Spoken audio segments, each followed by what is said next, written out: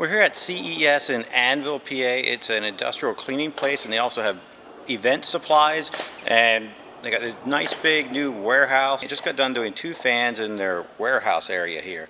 So if you want to put a fan in, things you should know, you should have plenty of headroom. Like here, with these 18-footers are in a 25-foot bay. We have these. We have them fastened to the purlins between the beams.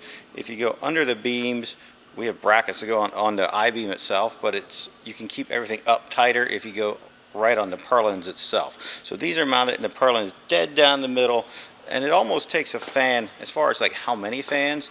If you have a lot of people working in here, it almost takes a fan every other bay, and it's sort of in every other bay. Because if this had trucks in here and you pulled a big truck in between the fans, if you tried to go every 4 bays, you just wouldn't feel much in between, because the fans blow down and out, and you'll feel the air the whole way over at the edge. But if there was a wall going through here, because the air comes down and out the sides, once you're beyond the fan diameter, obstructions will stop the airflow from going out. But you get tremendous airspeed across the floor. It dries, any water on the floor dries up easy.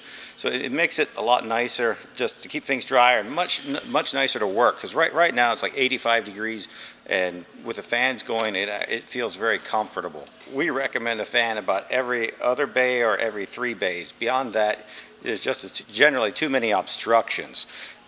And then having them up high out of the way of the forklifts. So put the fans close enough to feel them. Don't hit them with a forklift, and mount them down the center. If your building gets beyond 100 foot wide, you have to start thinking about 2 rows of fans. But anything under 100 foot, basically 1 row of fans down the middle, and it'll make your life a lot easier.